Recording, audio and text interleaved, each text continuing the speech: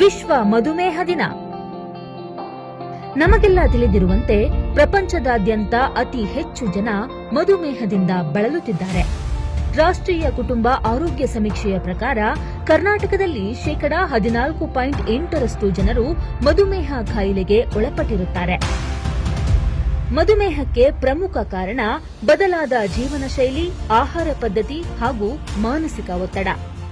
ಮಧುಮೇಹ ನಿರಂತರವಾಗಿ ಏರಿಕೆಯಾಗುತ್ತಿರುವುದು ಹಾಗೂ ಗ್ರಾಮೀಣ ಪ್ರದೇಶಕ್ಕೂ ವಿಸ್ತರಣೆಯಾಗುತ್ತಿರುವುದು ಆತಂಕಕಾರಿ ವಿಷಯವಾಗಿದೆ. ನಾವು ಪ್ರಾರಂಭಿಕ ಹಂತದಲ್ಲೇ ಪರೀಕ್ಷೆ ಹಾಗೂ ಚಿಕಿತ್ಸೆಯನ್ನ ಪಡೆದುಕೊಂಡರೆ ಮತ್ತು ಸೂಕ್ತ ರೀತಿಯಲ್ಲಿ ನಿರ್ವಹಿಸಿದರೆ ಮಧುಮೇಹದಿಂದ ಉಂಟಾಗುವ ಅಡ್ಡ ಪರಿಣಾಮವನ್ನ ತಡೆಯಬಹುದು.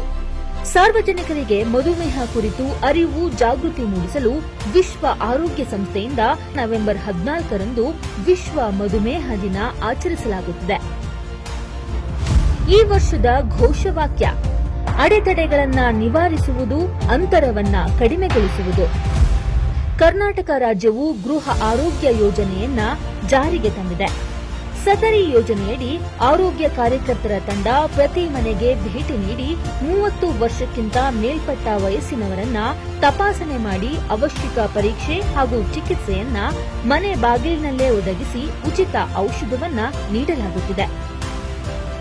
ಮಧುಮೇಹ ನಿಯಂತ್ರಣ ಹಾಗೂ ನಿರ್ವಹಣೆಗೆ ರಾಜ್ಯ ಸರ್ಕಾರ ಹಾಗೂ ಆರೋಗ್ಯ ಇಲಾಖೆ ಸದಾ ಬದ್ಧವಾಗಿದೆ.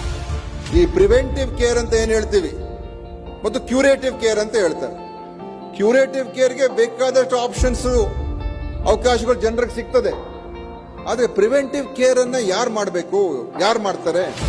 ಅದು ನಾವೇ ಮಾಡಬೇಕು, ನಮ್ಮ ಜವಾಬ್ದಾರಿ. ಅಸಾಂಕ್ರಾಮಿಕ ಕಾಯಿಲೆಗಳ ನಿರ್ವಹಣೆಗೆ ಸಾರ್ವಜನಿಕರ ಸಹಕಾರ ಅತ್ಯಗತ್ಯ. ವಿಶ್ವ ಮಧುಮೇಹ ದಿನದಂದು ಎಲ್ಲರೂ ಈ ನಿಟ್ಟಿನಲ್ಲಿ ಸಂಕಲ್ಪ ಮಾಡೋಣ. ಮಧುಮೇಹ ವಿರುದ್ಧ ಹೋರಾಡೋಣ. ನಿಮ್ಮ ಆರೋಗ್ಯ ನಮ್ಮ ಆದ್ಯತೆ.